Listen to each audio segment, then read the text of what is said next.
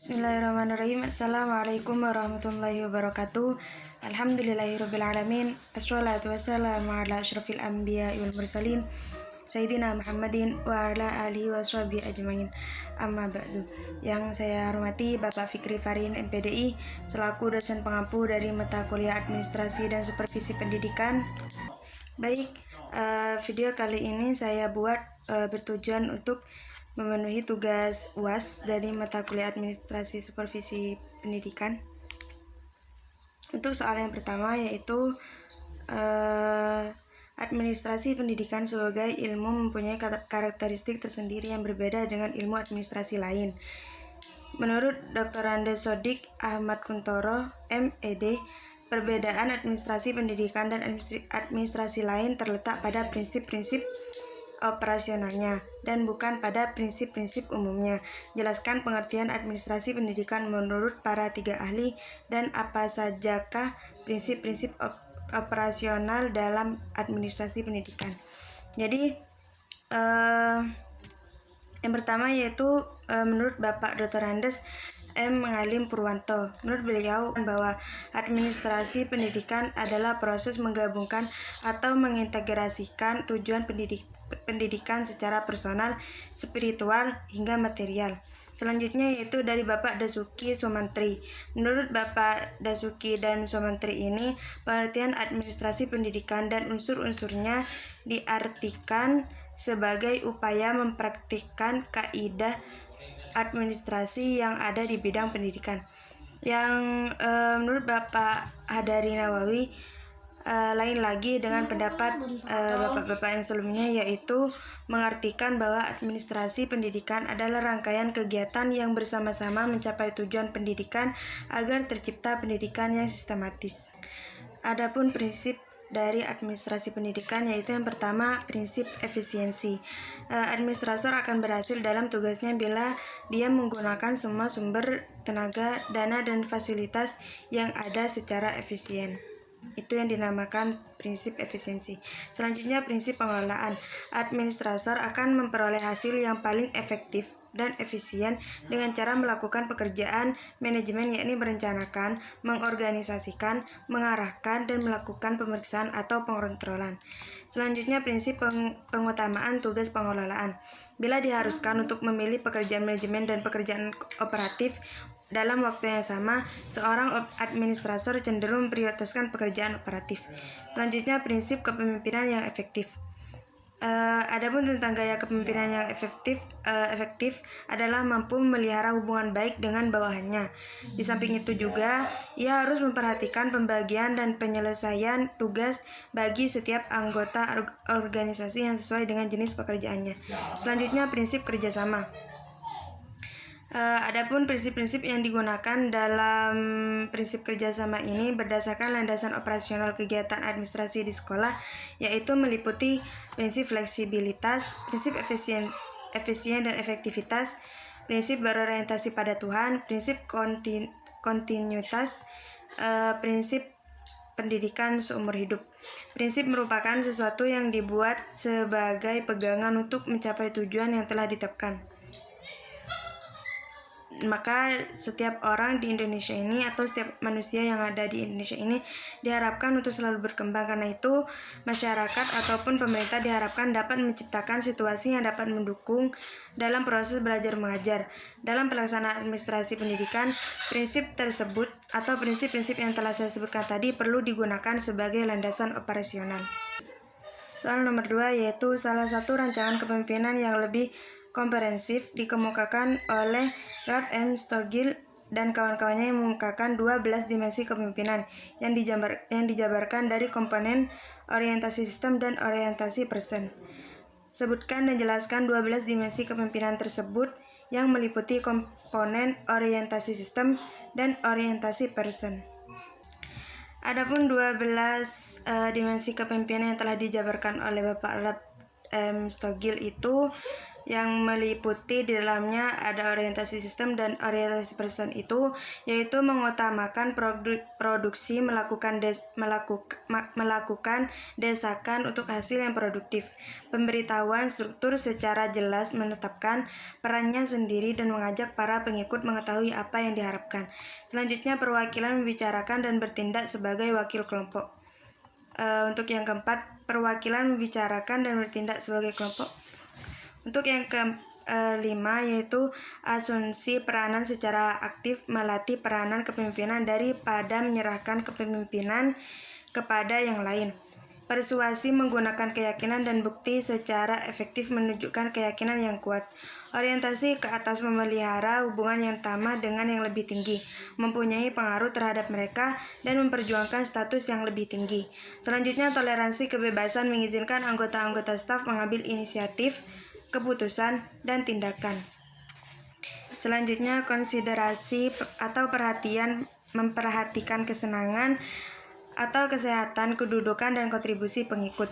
Selanjutnya, tuntutan ketentraman mendamaikan pertentangan-pertentangan dan mengurangi kekacauan atau kebingungan terhadap sistem. Dimensi selanjutnya yaitu ketetapan perakiraan memperlihatkan pengertian dan kemampuan memperakirakan hasil-hasil secara tepat. Selanjutnya, integrasi memelihara kekompakan organisasi dan penyelesaian pertentangan-pertentangan antar anggota. Tugas selanjutnya nomor 3 yaitu in-service training dan upgrading merupakan salah satu fungsi pengawasan atau supervisi yang sangat penting. Pembinaan dan usaha perbaikan pendidikan tidak mungkin berhasil tanpa disertai dengan pembinaan dan pembaikan. Pembinaan dan usaha perbaikan pendidikan tidak mungkin berhasil tanpa disertai dengan pembinaan dan perbaikan mutu pengetahuan serta cara kerja para pelaksananya, yaitu guru-guru. Jelaskan pendapat saudara mengapa in-service training dan upgrading sangat diperlukan bagi pelaku pendidikan. Jika dibahas satu persatu yaitu training tentang pelayanan, in-service tentang pelayanan, training yaitu pelatihan, dan yang terakhir upgrading itu meningkatkan. Jadi sebab-sebab perlunya 3 hal ini di samping pendidikan yang kurang mencukupi, juga banyak guru-guru yang telah keluar dari sekolah. Guru itu tidak pernah atau tidak dapat menambah pengetahuan mereka sehingga menyebabkan cara kerja mereka yang tidak berubah-ubah. Hanya itu saja dan begitu saja tiap tahun selama belasan tahun mereka bekerja di sekolah itu. Mereka tidak mengetahui dan tidak dapat menyesuaikan diri dengan perkembangan masyarakat dan negara. Sebab lain mengenai perlunya in-service training dan upgrading ialah suatu kenyataan bahwa karena kebutuhan yang sangat mendesak, pemerintah mengangkat guru-guru yang tidak dipersiapkan terlebih dahulu untuk menjadi guru sebelumnya, baik sebagai guru SD maupun sebagai guru SLP atau SLTA. Bagi mereka ini service training atau upgrading ini mutlak diperlukan. Jadi sebab selain itu juga adanya program dan kurikulum sekolah yang selalu berubah dan berkembang sesuai dengan perkembangan ilmu pengetahuan, masyarakat, dan kebudayaan.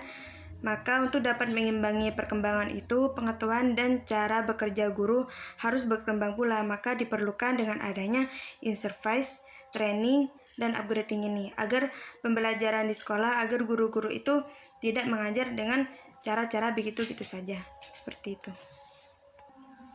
Soal nomor 4 yaitu seorang kepala sekolah memiliki tugas dan tanggung jawab melaksanakan fungsi-fungsi administrasi yang harus diterapkan ke dalam kegiatan-kegiatan sekolah. Deskripsikan dengan disertai contoh tugas-tugas dan tanggung jawab kepala sekolah dalam melaksanakan fungsi-fungsi administrasi pendidikan. Jadi selain administrasi pendidikan ini memiliki banyak manfaat ataupun tujuan-tujuan, administrasi pendidikan ini juga mempunyai beberapa fungsi, yaitu administrasi pendidikan sebagai perencanaan, pengorganisasian, penyusunan, pengarahan, pengkoordinasian, pelaporan, penganggaran, pergerakan, pengawasan, dan penilaian. Biasanya administrator dalam pendidikan ini yang sangat dibutuhkan atau yang sangat penting, yaitu Bapak Kepala Sekolah. Jadi Bapak Kepala Sekolah itu contohnya tugasnya itu adalah mengkoordinasi guru-guru yang lain atau mengarahkan guru-guru yang lain, mengawasi bagaimana perkembangan di sekolah itu. Jadi contoh-contoh tugas dari administrator itu seperti itu. Selanjutnya, keberadaan guidance dan konseling atau bimbingan dan konseling di sekolah amat diperlukan untuk mengatasi permasalahan yang muncul dalam proses pendidikan. Yang A, bagi siapa bimbingan itu diperlukan? Benarkah hanya untuk anak abnormal saja yang perlu mendapatkan bimbingan? Jelaskan pendapat saudara. Jadi, bimbingan itu diperlukan untuk semua anggota pendidikan, baik itu dari guru, dari siswa, mungkin kepala sekolah juga harus dibimbing, karena manusia itu pastinya tidak luput dari salah. Kalau dibahas hanya untuk abnormal saja, kalau menurut saya tidak. Semua, baik itu yang normal ataupun yang tidak normal, semuanya butuh bimbingan. Seperti itu. B. Mengapa bimbingan perlu diadakan di sekolah-sekolah? Ya, jelas perlu bimbingan, karena bimbingan itu selain untuk teguran, mereka juga sebagai motivasi untuk kedepannya lebih baik lagi. Jadinya ada bimbingan ini sebagai bentuk evaluasi pembenahan diri dari sekolah untuk anak-anak di sekolah itu. Siapakah yang melakukan bimbingan itu? Kalau biasanya di sekolah negeri itu bimbingan itu sudah ada penanggung jawabnya tersendiri. Tapi kalau memang ada anak yang saya gak mau sama Pak itu, saya maunya sama Pak ini. Jadi semua guru-guru itu bisa membimbing, tapi hanya sudah ada tanggung jawabnya masing-masing. Seperti itu. Soal terakhir yaitu makin majunya konsep-konsep pendidikan menunjukkan kepada para pendidik, terutama guru-guru di sekolah, agar pendidikan dan pengajaran tidak lagi subject matter concern, tetapi hendaknya community life center. Tidak lagi berpusat pada buku, tetapi berorientasi pada kebutuhan di dalam masyarakat. Jelaskan konsep pendidikan yang berbasis masyarakat atau mengandung implikasi yang berhubungan dengan masyarakat. Baik, konsep pendidikan berbasis masyarakat itu merupakan implementasi dari masyarakat, oleh masyarakat, dan untuk masyarakat. Beberapa contoh dari lembaga adalah TKA, TPA, lembaga kursus yang dikelola langsung oleh masyarakat seperti pesantren dan sebagainya. Dalam masyarakatlah yang menjadi tuan atau pemilik di rumahnya sendiri. Konsep pendidikan berbasis masyarakat merupakan usaha peningkatan rasa kesadaran, kepedulian, kepemilikan, keterlibatan, dan tanggung jawab masyarakat. Pendidikan berbasis masyarakat ini atau community based education merupakan mekanisme yang memberikan peluang bagi setiap orang untuk memperkaya ilmu pengetahuan dan teknologi bagi pembelajaran seumur hidup. Mungkin hanya itu yang dapat saya sampaikan. Kurang lebihnya saya mohon maaf. Akhirul kalam. Assalamualaikum warahmatullahi wabarakatuh.